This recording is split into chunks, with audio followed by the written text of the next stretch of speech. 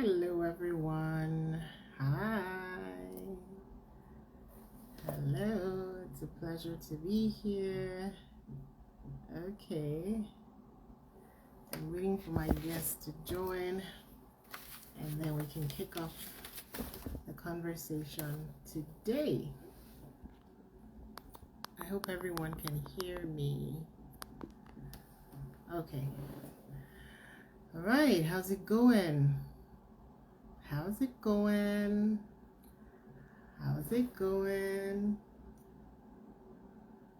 Okay, I just says we're telling my followers to join your video. Okay, thank you so much, IG. Thank you, Instagram. I am waiting for Seyi Abiodun. He's joined. Okay, I'll bring you up. I hope I know how to do this. I'm just so still. Okay. All right, got it. What? Okay. So I'm trying to accept Seyi. I don't know what's going on.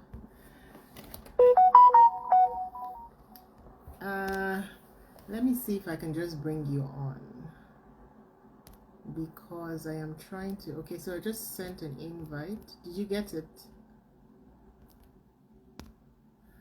Okay, give me a moment.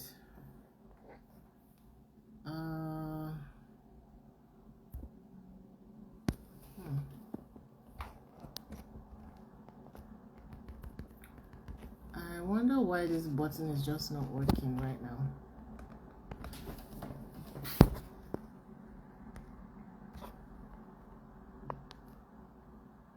So I've clicked on accept, but I don't know.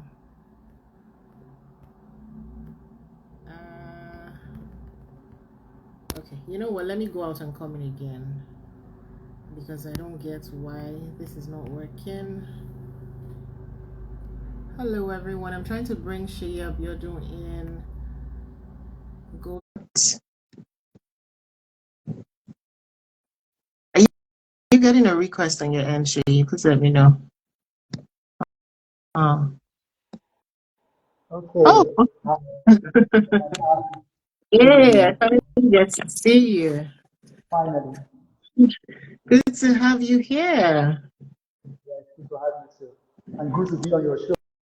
I know. I can't really. Okay, your voice is sounding kind of faint. Can you? Yeah.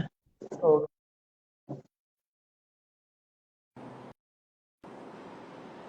Okay, can you hear me now? Okay, yes. Much better now. Can you hear me also? Is it clear from your end? Yes, it's clear. Awesome. Thank you for joining. Thank you everyone for joining. And yeah, let's get on. Let's start, because it's already 3 minutes past 2. Okay, so Seyi, how's it going? How has it been for you? How has this financial journey been? So, first, good evening, everyone. We are in evening. This is 7 o'clock in Abuja, actually. So, good evening, everyone. The web building journey, how has it been for me? I would say that it's been remarkable, because the fact that you can preach and at the same time do what you preach is a good thing, right? And I also found out that at a point in my life I was pursuing money, right? But just about 3 years ago I decided to turn the spotlight off of myself, just to help other people achieve financial literacy. And the more I do that, the more I help people become rich, the richer I become. So now I say things like, I don't pray for money again. And it's not pride. They are literally off my prayer list right now. Money is not one of them. I don't pray for money, right? And I make money daily, even in my sleep, right? But when I was vigorously pursuing money, money wasn't coming. It was more like a rat race. We are pursuing money, and money is running and saying, "You won't catch up with me. I will catch up with you. You won't catch up with me. I will catch up with you." But the moment I turn it around, the story changed. So for me, it's been remarkable. And what gives me joy is not the bank alert that I get, it's the story that they get to share with me. I get DMs of people telling me that this was where I was before, this is where I am now. Because Right. you practice the things that you teach. So Right. that's it. Awesome. That's so beautiful. And just before I speak to that, this conversation we're having is a precursor to the confidential summit that we will be having on the 24th and 25th of May. And Seyi Abiodun will be speaking alongside other speakers. And they're going to help you pull out the potential, the latent potential that is on the inside of you that will transform your world, in your career, your finances, your business, every aspect, your relationship, and every aspect of your life.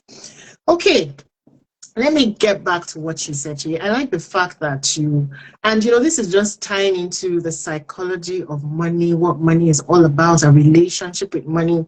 I like the fact that you said you were chasing money before, and money was running. And now it's like you don't even pray about money, you don't think about money, but everything just works. And the reason why is because money is just a fraction of the value that we have on the inside. It stems from the inside. And most of us don't even understand what money is. We don't know what it represents.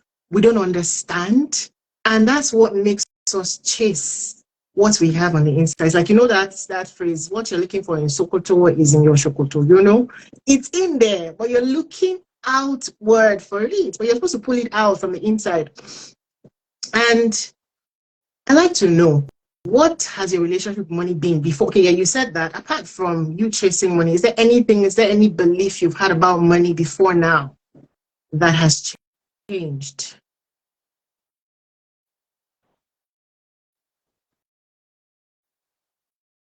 Can you hear me? Okay. I don't know whether it's my network or Okay. yours, but Did you hear what I said? You're not your I mean, your picture is okay. Yeah, I think it's clearer now. Your video rather was not so clear. So yeah, I said, did you hear what I said at first? please just take it Okay, again. repeat. I said, I know you talked about you were chasing money before, but right now you're not chasing money. You don't even pray for money. So what other relationship did you have with money back then that you don't have any longer? How did you see, what belief rather, let me put it that way, what beliefs did you have about money back then? Okay. So let me start by saying that I read accounting, right? Even though I read accounting, I had a very poor relationship with money in the past. Mm. That take loan, buy a phone. I will take a loan to card. I will take a loan to go on vacation, and I will come back from the vacation and I'm spending the next 1 year making repayments of the vacation I had taken last year. And then it was just a cycle, a cycle of debt, from debt to debt. My salary was never enough. I was just talking to a colleague of mine, we had a conversation recently, and that just told me how far I'd come, right? Because I still have project-based commitment right now. Even though I run my business, I also still have project-based commitment, meaning that I work in more like a 9 to 5 setting where I get to pay, where I get salary. And then we just having that conversation, and he told me that, but tomorrow is the 25th because salaries get paid on the 25th of the month. And then he reminded me that tomorrow is 25. And he caught me that, Mom, man, you have come a long way. Like, I don't even remember salary anymore. I don't remember salary payment date, meaning that if salary is not paid, if they pay, my life is just normal. And it wasn't like that before. I am constantly looking forward to I'm constantly looking for the salary payment date and all of that. And it was because of poor choices, not having a budget. Like I said, I have many chartered accountants that are broke. These are people that you expect that they know better. I read accounting, and my relationship with money was, I didn't have a hang of my finance until just about 3 years ago when I started just consciously, there should be more. I can't just continue to live from hand to mouth. And I also know where I came from, right? And I think that's also very important, knowing where you came from. You are not like every other person. You cannot afford to take the steps that every other person. I Understand, agree.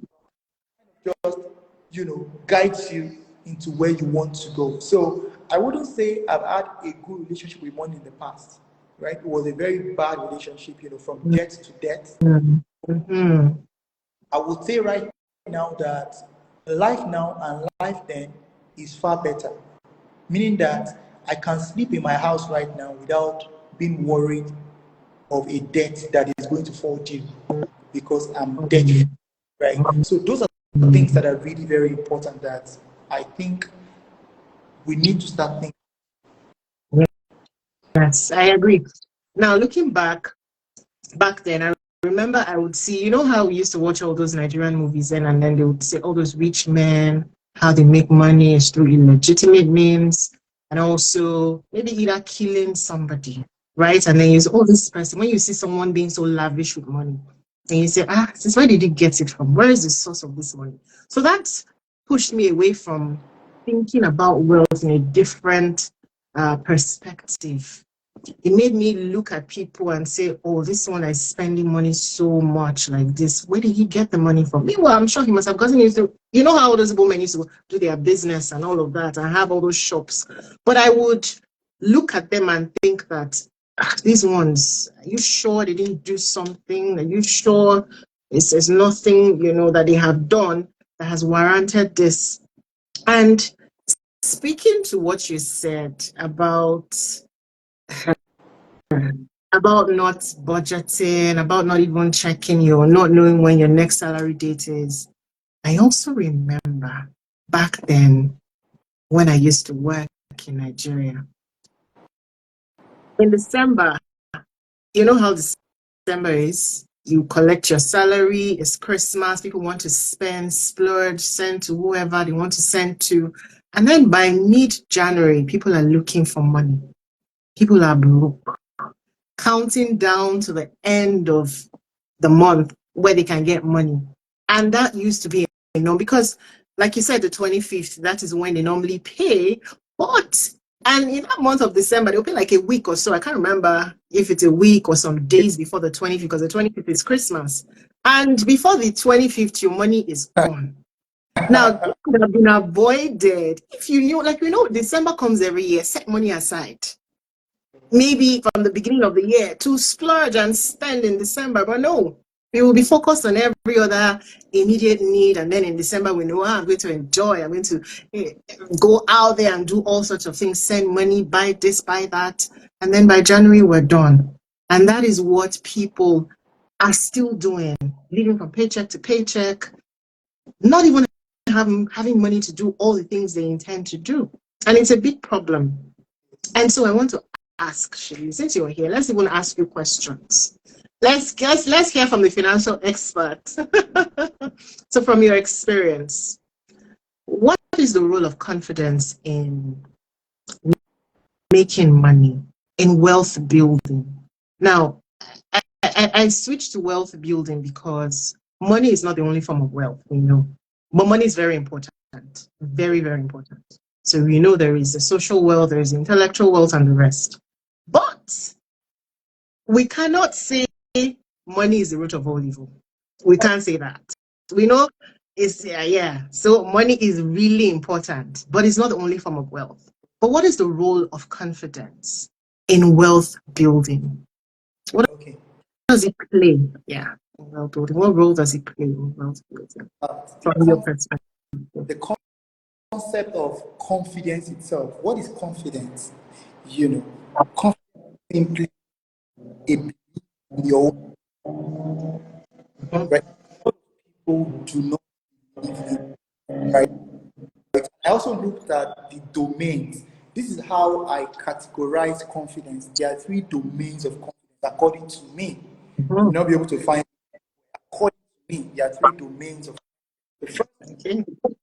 mind, right? Everything that you would ever be is in your mind. As a matter of fact, I think it's in Proverbs or somewhere in the Bible that talks about the mind of a man is powerful enough to chart his own course. Meaning that if you are looking for solution to any problem that you have, the first thing before you start talking to everyone, right, is to lock up yourself and consciously put your mind to work. Your mind has the ability to provide a way of escape out of every predicament that you find yourself. That's the truth. It's just that a lot of people don't tap into the power of their mind. It's very important. It is research and scientific. The mind plays a very strong role in whatever it is you become. So one of the domains of confidence is your mind. The other domain is your communication. Right? Money that you have is limited to your ability to communicate the value that you can offer. The moment I found this out, right, it was a liberating, right, that the people that are top in every profession that you can think about, they are not the best. Of course. So They're not. we have Davido, Burna Boy, Whiskey as our Afrobeat giant from Nigeria. But the truth, there is some guy in Kutuwenji that sings better than Davido. Of course. Guy in Kafanchan that sings better than Burna Boy, but they a platform, right? What makes you make more money, you attract wealth, is your ability to communicate the value that you can deliver to your world. You don't have to, we over. I like to simplify things. I think it overcomplicate things like a regular Nigerian artisan. You know how artisans, how they make money from people is when you call them, Fatai, check my car for me, and then Fatai goes and says, madam, hey, this your car, the carburetor, the this, the that. It makes you see how difficult what he wants to do is, so Yeah. that by you, Yeah, of course. you just say, it's worth it. It's worth it. So ability to communicate value is why communication is the second domain of confidence. The last one is negotiation. Found that men earn more than women in the same role because a lot of women don't know how to negotiate better salaries. They go for a salary, and I also think the concept of loyalty. Women are more loyal. This off record, I know we're on social media, but I would rather, I have some companies that I've started. I like to hire a woman more than I like to hire a man. And it's not, You're confessing. let me tell you, the selfish reason is because women are more loyal. Right. When you commit something to a woman's hand, she's likely to help you nurture it. Men are numbers oriented.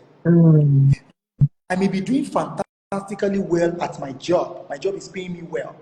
But the moment reaches out to me on LinkedIn and tells me that Google is recruiting, or one of these Fortune 500, Yeah. my employer did not do anything for me, right? But because the job offers better prospects, a man is likely to quit and go for that role. Women are not like that. So where is the balance? The balance is negotiation. As much as you want to be loyal, you should understand that you should always choose yourself first, right? And this also goes to paying school fees and sending our kids to school. You should always choose yourself first. I say so many things that some people think is controversial, but it's truth. You do not owe your kids university education abroad. As a Gen X or a millennial parent, you do not owe your kids education if you cannot afford it. Because the mistakes that our parents' generation made is that they were busy sending children to school at the expense of their own future. So now, Shola is in Lagos. I'm just using an hypothetical, just a name, a pseudonym. Shola in Lagos now he earns 150k. 150k is not enough to even take him. The concept of take home, but if cannot even take him home, can take him to his bus stop, he won't even take him home. But this salary is not enough. But Mama in the village expects him to send money every month. So Shola is constantly under pressure. And I'm not giving you fables. These are things these are matters to deal with. Not the ones that happen far ahead of my nose. I think I have people that I coach daily that are struggling with these kind of issues. One of them earns 250k. She has about 3 university that she's fending for. She's in debt of over 4 million naira. Someone who earns 250k monthly, even if she were to pay 100% of her salary toward that debt monthly, she cannot finish paying everything in 1 year. And it's not realistic that she pays all salary towards loan. Do you understand? So to bring my thoughts together or to conclude, negotiation is very important. As much as you want to be loyal to an employer, you want to be loyal to a cause, you also need to bring financial well-being to the front burner. I hope that makes sense. Yes, it does. It does.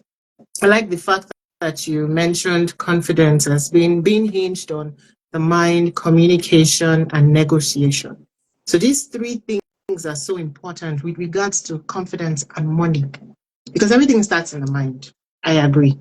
And that's the reason why I define confidence as the unflinching belief in your capabilities, in your abilities, in your skills, in everything you have on the inside. Again, you may not even know what you have on the inside. So you need to go deeper. What do I have? Because everything, like you said, starts from within. Value is what brings money. So you need to go deep in, look for it. And that's the role confidence plays in wealth building. Because you can't keep on chasing, like you said, chasing money. It will keep on running. Because what are you chasing? It's inside you. So both of you are running together. You understand? So I like that. I like that part. So we move on to the ones that have built wealth, the ones that are already in wealth. What attributes or characteristics can you share with us that they have used to build that wealth that they currently have at the moment? Okay, I think it starts with delayed gratification. So one of the things that I believe that God is infinite mercy has shown me very clearly. You're cutting in and out, Shay. Okay, can you hear me now? Yes, I can hear you. I said one of the privileges that I've enjoyed in life is having to work with high net worth individuals, right? Work with high net worth individuals. Just before I left, I was working with Mr. Dangote, right? Worked very closely with a lot of billionaires. So I understand how they think, how they function. For instance, work ethic, right? I remember when I was with Alaji, Alaji would come to the office as far as it's in Lagos. He resumes, the office opens at 8:30 to all staff. And it resumes at 9 o'clock. And he doesn't leave work until 7 p.m. I'm wondering, you are the wealthiest black man. Which kind of work is this? Why do you like work so much? But that is how they became rich. It is so right. So work ethics, you must be a very hard worker. Right? We cannot overemphasize that fact. The other one is delayed gratification. And that is what is still largely missing in our generation. You know, you've you've started a business, your first profit is not to buy a luxury car so that everybody knows you have arrived. You know, things like I will show them that I've made it is why a lot of people became broke. You know, because some people down on you at some point in your life. So now that you have made money, you want to show them. So you moved from the mainland to the island. You changed your car from a Toyota to a BMW. You started doing things that to showcase your new level. It's just a question of time. It's just a function of time. You are going back to where you came from. That is not the way wealthy people think. Wealthy people see income in every income, right? As you are earning your income, in your income is a fruit and a seed. And this is the way wealthy people think. Anytime any money comes into their hand, that's what they think about. What is the seed component? What is the fruit component? The fruit is the one you can eat, you can spend. The seed is the one you have to channel towards investment that will give you more money. Right? So once you so even if your money is not enough, you are not earning enough, you must find out what is the seed. You cannot eat your seed. A lot of people have eaten. That is why they don't have harvest. If you don't sow, you cannot reap anything. So, delayed gratification. I've talked about hard work. I've talked about using your income to produce additional income. Anytime money, the first priority is not to spend. The first priority is how can I increase this money? And anytime I have 1 million, the next thing I'm thinking about is how can I make it 2 million? I've asked people a question before that if you have 60, maybe I should even ask you, if you have 64,500 in your bank account, what is your predominant thought? Do you think about how can I make it a round figure by saving more money? Any money I save, me quickly save to make it a round figure. Or you are the other way around you are the other kind of person that let me remove that 90 naira to make it a round figure. Do you understand? Those are two set of people. And those are small decisions that we all make daily. Remove the other. What you don't need, you end up buying it. Another attitude of the rich is budgeting. It is very important. Budgeting is how you know a lifestyle that is sustainable and the one that is not sustainable. Right? But how you know what you can afford and what you can afford is like a man looking at himself in the mirror. Your budget shows you the picture of your finance, what you can afford, what you can't afford, the places you can afford to go, the places you can't afford to go. Those are things that your budget shows you. Right. I think I've given a lot of points already. Yes, So let me just stop on sticking that to question. budgeting. Yes, you have. Sticking to budgeting, since that's the last thing you talked about. I know that budgeting is so important, but I didn't even embrace this right from the beginning. It was later on in life that I got to start understanding that you need to budget every money that comes in. Otherwise, money will find its way out. Just the way it came, it will go. And you start asking, is it because I didn't pay my tithes? Then people were having that mentality. It's because I didn't pay my tithes. That's why. That's why my money is gone. But you didn't tell money where to go. When the money came, you didn't allocate the money to different needs in your life and then say, okay, I'm using this one for my needs and then I'm saving this, I'm investing this. If you don't have a vision for your money, it will just go because it's a currency. It comes and flows, and it's supposed to flow through you to others. You're just a distribution point for that money.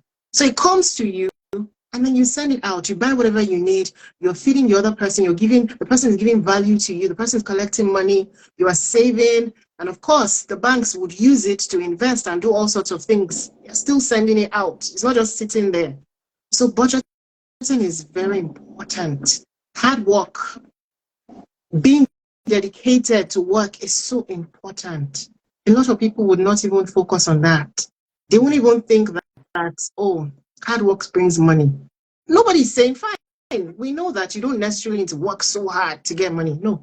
No one is saying, oh, work so hard, it will bring you money. But there's that place of dedication, there's that place of discipline that does bring out that value. I mean, some people are Christians here, some people are Muslims, and then you listen to or you read in the Bible where it says, let your light so shine. How would your light shine when your value is not coming out? When you're not pulling what you have on the inside of you? When you're not being dedicated? When you're just taking your job with so much laxity? Definitely you wouldn't have money. And if you don't know where to send money to, it will go. It will just fly away. You buy anything that comes your way and the money will go down. I love that. Thank you so much for sharing. Thank you. All right. So let's ask, what do you think? So I know that we've spoken to the Nigerian audience, speaking to the North American audience. How would you advise that we how would you advise that we budget, spend money? Because it's a different ball game in Nigeria. It's a different ball game here. We get our salaries twice a month, right? Bi-weekly. So how would you advise one who lives in this climate, spends money or budgets or spends You see, their money, however? Yeah, go ahead. all right. So this is the reality. There are some principles. Principles are global, but Mm. right, it can be adapted into every space that you find yourself. Mhm. Right. So 50, 30, 20% rule. That is a globally accepted budgeting framework. Right. 50 going towards your needs, your rent, your utility, your feeding, 30% going towards your wants. Those are things that are nice to have. The nice to have, you want to sometimes go on a dinner date. You want to sometimes do, because I do not believe that we are being truthful when we tell people to save, save, save, save, save, save, and not really enjoy the fruit of their labor. Is it when you have grown gray hair? That's when you want to start experiencing the world. If travel is what you want to do. Mm. But what I advise is save for whatever it is. I'm going to be in the UK in another 2 months. I'm going on a holiday, right? I've carefully planned for it. The money is there. Do you understand? That's what we advise people. I do not advise people to not spend money. I'm saying plan every spend, right? So 30% goes towards your want. I've just mentioned myself as an example. I want to go to the UK. 30%. And 20% goes into your investment, right? You can now split it, you can divide that into, say, there are three kinds of savings. Generally, there are three. There's what we call consumption savings or goal-based savings, meaning that that's the money you are putting aside to spend. So I'm saving. I've just saved. I saved from last year to this year to go to the UK. It's for a goal. It's for a consumption. I'm spending it for a purpose. So there's that kind of savings. The second kind of savings is called emergency, and that's the one you set aside for unforeseen circumstances. God forbid anything happens to you. How would you? It's not a good thing if you've earned money from January up until now, and you don't have at least 10% of the total amount you have earned this year in an account sitting somewhere. You're already doing something wrong. You need to watch your back.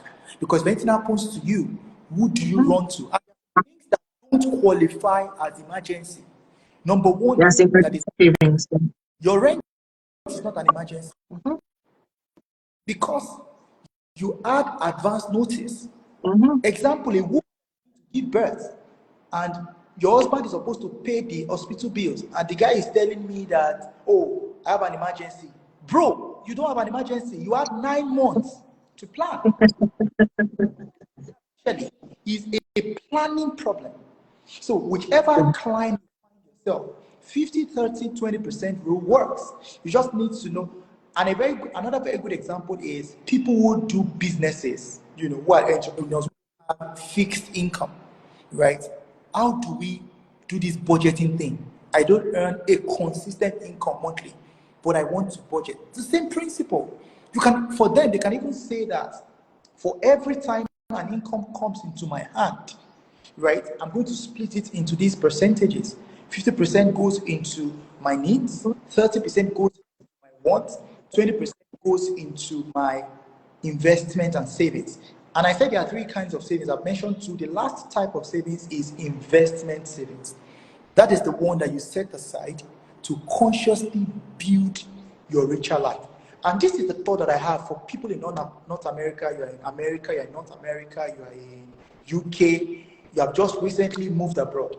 This is what I'd like to tell you guys, that you went on purpose, right? I've told people who traveled abroad, sometimes this counsel sometimes may come very strongly, right? I've told them that for a while, especially people dealing with black tax, there's that impression that, oh, there's money. You just you go to the abroad and you start making money from day one. It is not so. So a lot of people are under pressure. There's some guy that just relocated 2 months ago and already putting him under immense pressure. So I just told him, guy, the best way out of this, let me tell you, first loss. Lost away. I can't find you. Do you Oh my understand? God. Yeah. Now, because they reach you for phone, that is why they are. Exactly. Of If they can't reach, course. because Yeah. if down, hey, Nobody will come for you. takes a man that is up to Yeah. raise people up. Yes. You may have to tell them that I need 3 years to work on myself. Mm-hmm. For people who just move abroad, you need about 3 years to stabilize, Mm-hmm. right? Get yourself together. Sometimes for some people that that are so smart, maybe depending on the kind of visa that you relocated on, it differs. But averagely, it takes about 3 years, right? You may have to tell your family, have family meeting, call family meeting, and tell them, for the next 3 years, I want to work on myself. It is something that is up, that can raise other people up. Let me climb first. When I've climbed successfully, I can now start raising other people, right? We need to have that conversation. Then the other part of the conversation is that I do not believe that people should not relocate. Relocation is something that has been from the foundations of the world, right? There will be people that would, because no one nationality can build a country alone. Mm-hmm. Need other. As a matter of fact, all the things that we teach in business school, that we teach in finance, are rooted in the scriptures. Of course. They actually, I do this thing on every Sunday that I try to share biblical references. I just share stories from the Bible on every Sunday. I do it every Sunday, Mm-hmm. right? Everything that we see around in business school that is teaching Harvard and all those big business schools are scriptural. Finance, it will shock you to know that Jesus gave over, the Bible has over 2,000 scriptures on finance and money. Over 2,000. It has only 300 on prayer. Then finance must be so important to God. If finance is in 2,000 places, direct or indirect scripture that talks about finance, 2,000. Let me cut you. It will shock you to know that from the beginning, it wasn't a pastor that was entrusted with the wealth of nations. It wasn't a priest. It was an entrepreneur, Abraham, that was entrusted with wealth and said, from you, all nations will be blessed. Because of the mentality and the mindset of religion and, embracing wealth by all these pastors. And anyway, please continue. I'm sorry for cutting you short. Continue. We can't hear you anymore. We can't hear you. Okay, yeah, I can hear you now. Okay, so for people abroad, you need to have that conversation.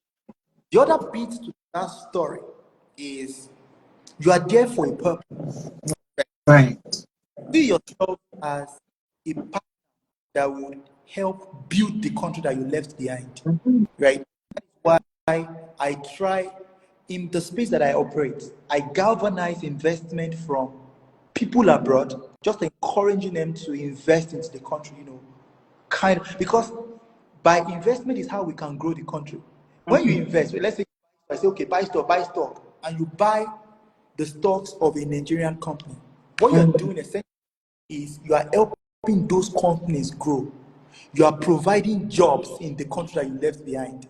So me investing goes beyond just because you want to make money from it. There is what is called impact investing. Right. I love that. That's what we need to start advancing. Let me stop so that Impact investing, Seyi. Okay, let's not even go into that. So I've heard you say so many things. I've heard you talk about how we can save, why it's good to save, but there's still some barriers that stop individuals from building wealth. Are you able to speak to this? okay. Because I know that, yes, like for instance, you mentioned those ones who are outside the country and then they call them, yes, we know, but there are still some things. How would people handle this? Because people are still there saying, oh, I need money, I need to build wealth. How would they do this? Okay. What barriers are stopping them? Yeah. About the barriers that stop a lot of people. The first one is knowledge gap. Mm. That's your barrier. Right? A lot of people do not understand it. Right? They think they know, but they don't know. So if you want to create wealth, is more like it wealth is predictable, right? Mm. Predict how to create wealth. You just need a set of information at your disposal to ride with. Right? So knowledge gap, you must start by educating yourself. Before you get into anything, you want to understand, at least have an average knowledge about that thing. And I can take inference from what Barack Obama said talking about leadership and decisions. He said that as a leader, people think that you need to know everything before you make a decision. No.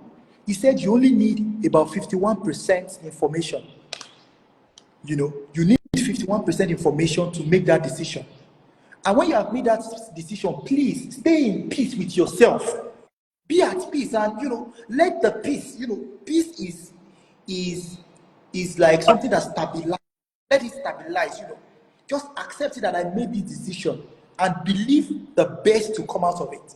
So you need about 51% of information before you invest into anything. So knowledge gap Mhm. is why a lot of people are afraid to invest. The other one is lack of consistency. Mm. And I said that I've seen a lot of people, because of what I do, I help a lot of people to create their portfolios. But I also know that it is not one-time investment that make people rich.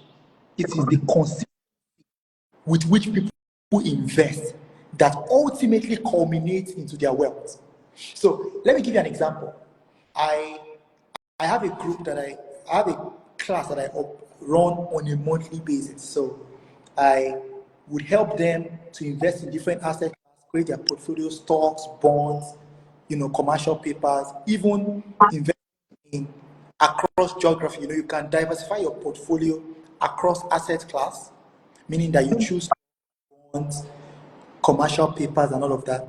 You can also diversify your portfolio across geographies, meaning that I can invest in the US, I can invest in the UK, I can invest in Canada. Right? That is how to structure your wealth. You don't put all your eggs in one basket. You don't put all your investment in one country. Put all your investment in one asset class. Diversification is what everyone should do. So I see people start with that excitement. After I've given them the information, they've opened the account, they start.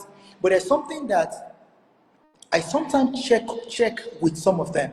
Okay, how are you doing as your portfolio? Send me your portfolio statement in the last 3 months. I will see that the guy put 1 million today. Before the end of the month, he come back to collect 300,000. Then I say, bro, you cannot create shishi. Wealth is not from you. It's not from you. So that consistency in investing for a lot of people is not there. You cannot create wealth if you are not consistent. I did a mathematics today that two people, one person invests $10,000 over 20 years, consistently for 10 months, for 20 years. For 20 The years. other invests $1 million once and did not put any other money in that portfolio. After 20 years, the person that invested 10,000 had more money than the other one that. What does that Of tell you? course. Small amount. Small amount makes a world of difference in wealth building. The last one that I want to drop on why the barriers that people face is this issue of starting late. A lot of people are late, right? And it's never too late. If you are late, it is never too late to be right. You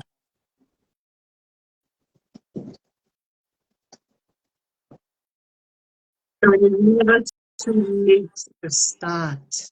And then again, now I see everything points back to the individual because all that you have mentioned has to do with the individual. It doesn't have anything to do with external forces. It is the person that has to decide that I want to be consistent. Wow.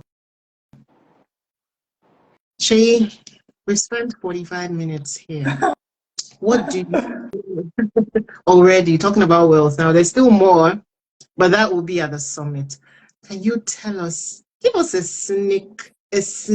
snipper of what is going to happen right at the summit, what you're going to share with us, just to whet our appetite? Okay, so I want to personally invite you guys, for you guys on this call and those that will watch the replay, to sign up for the summit. It's something you shouldn't miss for anything. This is what I am called to do, nothing more. I just want to see people get better. I just want to see people create wealth because I have learned by experience that if you are in the business of making people rich, you can never be poor. I have never been broke, and I'm serious, right? Of course, I manage money and all of that, but there are some of my needs that just comes easy. Like I'm like, God, why didn't I know this? Why did I start this thing when I turned 30 plus? Why did I start when I was in my 20s? Right? But it's never too late to it's never Money too late to wasted. No, no, it's never too late. guys. You can still recoup. Don't miss the summit for anything. Go sign up, right? And is one thing that what am I going to share? This is the way I share in all my classes. I just talk. I talk from a place of experience. I talk from a place of sincerity, just sharing my own experiences in life, my mistakes, the things that I did well, the things that I didn't do well, when the break came for me. I am not where I want to be yet. Don't get it twisted. Don't get it wrong. Right? But I am also where I used to be. Someone sent me a picture of a billboard that she saw somewhere in town in Lagos of an event that at the conference I'm speaking at, and the person was so excited for me because this person knew that time. Do you understand? Do you know what it means when people know you? Like they know you. I'm like, yeah, I'm grateful to God for you. I'm grateful to God. So these are things that God can turn the story of any man around. So guys, confident conference for anything. Thank you. Thank you so much. It was a pleasure, Seyi, having you here. I learned a whole lot. Even though I'm going to watch this again and pull out everything, see me laughing and having tears coming out of my eyes. But thank you. It was wonderful speaking with you.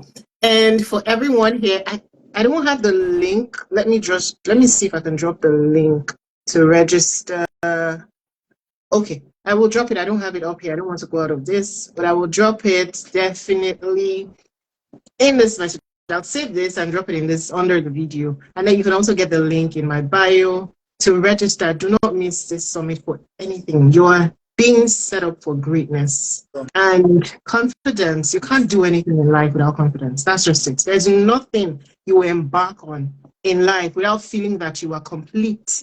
And that is definitely what confidence is. You understanding, going deeper. Look at finance. You can't even get that much wealth that you need without believing, without putting in place so many things on the inside of you. And that's what you will learn. You will pull out these potentials and it will transform your world. So join us on the 24th, 25th. It's free, but you need to register to join. I would see you there. And definitely you would have Seyi at the table again. Thank you, everyone. And I'll talk to you soon. Bye, Seyi. How do I stop this? Uh, okay. Just cancel the cancel button. You cancel and then Cancel. Where are you? Okay.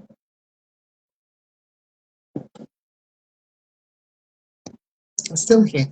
Can you imagine? Okay, cancel.